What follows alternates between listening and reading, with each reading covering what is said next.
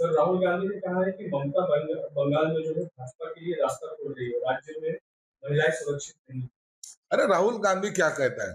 राहुल गांधी का अस्तित्व पश्चिम बंगाल में क्या रह चुका है? कहीं तो भी काउंट तो भी होते हैं कि ये लोग। ममता एक अकेली लड़ रही है वहां, बीजेपी उनके साथ में लड़ रही है, उनके खिलाफ लड़ रही है।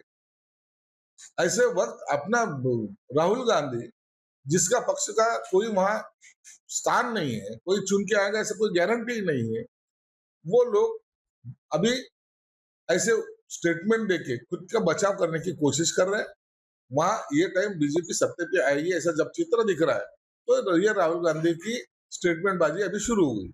आपके पूर्व सांसद राघव चड्ढा ने बीजेपी में शामिल होने के बाद कहा है, शीश महल 2 पर बोलते हुए उन्होंने कहा है केजरीवाल को, आप छोड़ने की वजह डर नहीं है, बल्कि संगठन के प्रति निराशा, अलगाव और तनाव की बढ़ती भावना के कारण आप छोड़ी। देखो, संगठन में इतनी हुकुमशाही जब चलती है तो हुकुमशाही कोई भी लोकशाही मानने वाली पार्टी सहन करती नहीं। वहां के इतने जो चड्ढा थे या तो और भी बहुत सारे नेता थे, उन्होंने भी आपने अपना योगदान दिया है। किसी अकेले के बलबूते पे पार्टी बड़ी नहीं हुई, ये सब लोगों के साथ की वजह से पार्टी का बड़ी हुई थी, पार्टी चल रही थी। लेकिन अगर उनको तुम हल्के में लेंगे तो फिर वो पार्टी में रहना नहीं चाहते थे, इसलिए उन्होंने पार्टी छोड़ी। अमित शाह ने कहा है, जब मैं गुंडों को धमकाता हूँ तो दीदी को गुस्सा आता है, क्या मुझे उन्हें गले लगाना चाहिए? सही बात है ना। आज देखेंगे ये जो चुनाव हो रहा है पश्चिम बंगाल में, देश में ऐसा कोई राज्य नहीं, इवन बिहार में भी पुलिस कम लगती थी, आज वहां इतनी बटालियन गई है, इतनी पुलिस फोर्स गई है, लोगों में डर है, कहीं भी बॉम्ब ब्लास्ट हो सकता है, कहीं भी खून हो सकता है। आपने देखा होगा, एक तो उम्मीदवार को वहां के कार्यकर्ताओं ने इतना मारा है जो बीजेपी का चुनाव लड़ रहा है। अब ये सब फुटेज जब आ रहे हैं तो वहां की गुंडागिरी कितनी है, इसलिए अमित शाह गुंडों को ठीक करना चाहते हैं और ममता जी उनको गले लगाना चाहते हैं।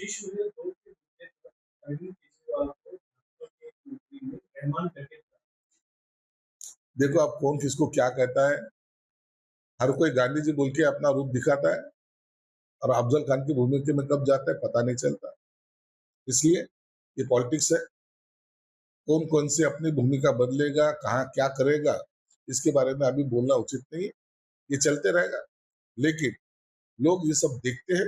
एक दिन ऐसा आएगा, लोग ही उठाव करके उनको जो चाहिए वो सरकार बनाएगी। सर, क्या इतिहास के साथ खिलवाड़ हो रहा है? जैसे योगी जी की विवेकानंद ने कहा है कि और साथ ही बागेश्वर बाबा ने भी जो है छत्रपति शिवाजी महाराज जैसी बात की। बागेश्वर बाबा ने जो बात की है वो बकवास है। उस तरीके की बातें करना संत महात्मा को शोभा नहीं देता। शिवाजी महाराज ही हमारे आदर्श है और वो थक गए थे, उन्होंने टोप उतारा था, ये महाशय वहां खड़े थे। ऐसे ऐसी बेतुकी बातें इतिहास में जो नहीं है वो लाने की कोशिश कुछ लोग कर रहे हैं और उसका हम निषेध भी करते। स्वामी विवेकानंद नहीं तो सुभाष चंद्र बोस ने कहा था कि मुझे खून दो, मैं तुम्हें आजादी दूंगा। वो वक्तव्य उस टाइम का था जहां देश को आजादी की जरूरत थी, युवा पीढ़ी साथ में रहना चाहिए, ये उनकी मंशा थी। और वो स्टेटमेंट और ये स्टेटमेंट में बहुत जमीन आसमान का फर्क। इसलिए बागेश्वर बाबा हमेशा ही आके, अभी देखना 2 दिन के बाद वो माफी जरूर मांगी।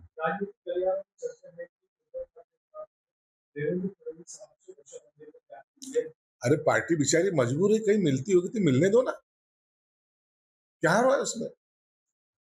हम वहां उनका वजूद यहाँ नहीं है तो कुछ ना कुछ तो हाथ पैर तो हिलाएंगे ना।